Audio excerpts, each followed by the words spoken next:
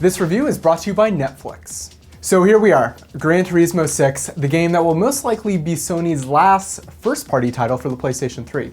Not counting Gran Turismo 5 Prologue, it seems odd that we would only have 2 Gran Turismos on this console, given the PS3's considerable time on the market.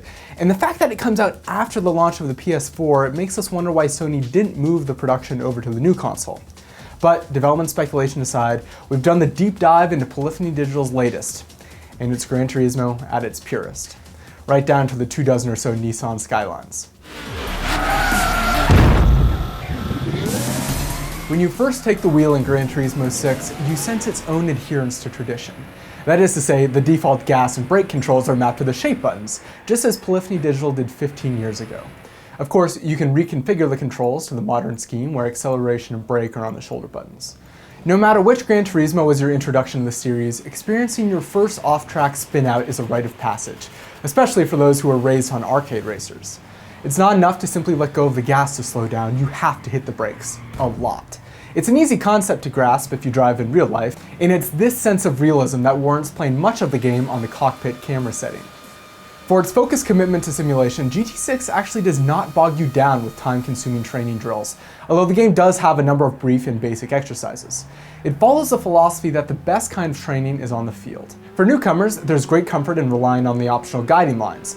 Following the line and its recommended braking points creates a trust game, and the fruits of that trust come in the form of the top 3 placings. Like Luke Skywalker turning off his targeting computer in the Death Star trench, Gran Turismo 6 is at its most rewarding when you've turned off the guiding line and other handicaps. When you gain the confidence to improvise through a corner, veer slightly off the recommended path, and win first place all in the same race, it's as if you're playing a completely different game and a much better one at that.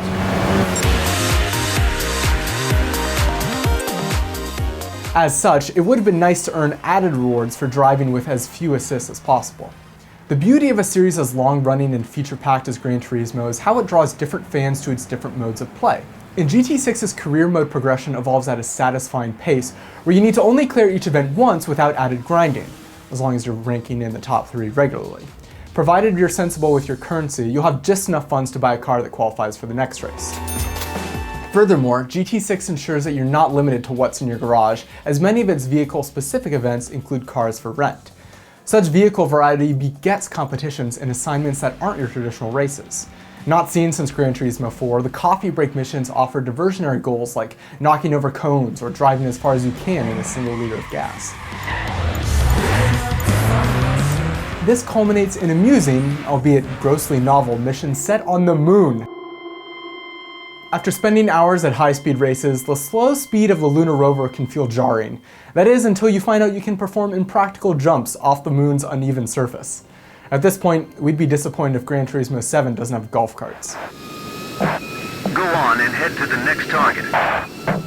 There is still a joyous sense of ownership in committing to a car purchase, whether it's your first Aston Martin or a high-end Japanese import. That said, Turn 10 Studios, in their close collaboration with Top Gear, have elevated car fetishization to a level that makes the ceremony of GT6's car reveals feel dated, and that's not counting this year's exquisite Forza Motorsport 5. Even the most avid Gran Turismo car collector will find the 1,200 plus automotive roster overwhelming. The ratio of substance to quantity depends on the manufacturer. We liked the selection that Mercedes-Benz offered, though it was a challenge in grasping the spectrum of nuance in the game's 24 Subaru Imprezas. That's not to discredit Polyphony Digital's work beyond the pavement. In fact, GT6's rally offerings in both cars and racing venues are impressively abundant. Negotiating drifts on dirt in Gran Turismo has always felt like driving reserved for advanced level players, and this is why such races aren't available in the novice categories of the career mode. Naturally, conquering the corners and curves of rally tracks are gratifying achievements in and of themselves.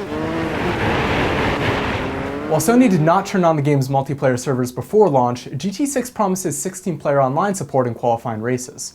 For completionists needing the tens of millions to spend on the game's vast roster of cars, having interest in multiplayer may be necessary, if only to break up the monotony of competing against AI racers time and time again. But if you're primarily interested in the game's online play, be sure to wait until the game has released and see how the servers and matchmaking hold up. Polyphony Polyphony Digital's work on the user interface of Gran Turismo 5 was a curious and cluttered misstep for a series known for their exquisite menus. The studio has learned from this, giving GT6 an organized front-end UI that feels inspired by the vertical and horizontal ease of the PS3's cross-media bar. Whether it's advancing your career or tuning your 2007 Mazda RX-8, finding the right columns could not be easier. It still takes 4 or 5 button presses to get into an actual race, but at least the loading times average an acceptable 30 seconds. Where the UI fluidity falls short is in matching race requirements with the cars that meet those requirements, which was also an annoyance in Gran Turismo 5. One of Gran Turismo's strengths is the specificity of its menu races, so it stands to reason that finding a selection of cars that meet those requirements should be simple. It's not. Whatever combination of class, model year, or manufacturer region is required, you have to bring that mental checklist out of the career mode, back to the main menu, then to the dealership. Then you have to sift through the entire roster of cars. The recommended cars list is helpful, but its offerings do not cover all the categories in a given license class, and there are usually better cars to find if you spend the time going through the dealership menus. While the series' commitment to an authentic driving experience is on full display in Gran Turismo 6, it should also be commended for being reasonably accommodating to newcomers.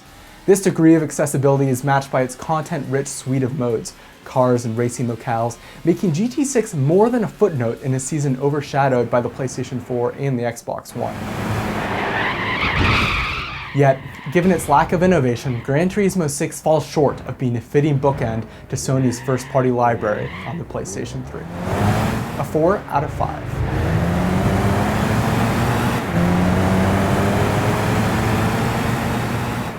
Alright, let's take a quick moment to thank our sponsor, Netflix. Netflix lets you stream your favorite movies and TV shows straight into your home, saving you time, money, and the hassle of dealing with a cable company. All you need is an internet connection and a Netflix-enabled device like a computer, smartphone, or hey, maybe your PlayStation 3. Best of all, you can get a free trial membership and support Rev3 Games by going to netflix.com/Rev3Games. Alright, so that's what we thought of Gran Turismo 6. Maybe our last review of a PlayStation 3 game. We'll see. Anyway, we have a ton of other reviews from this crazy fall season up, so whether you're interested in PlayStation 3, PlayStation 4, Xbox, whatever it is, click the links on the side, and we'll see you next time.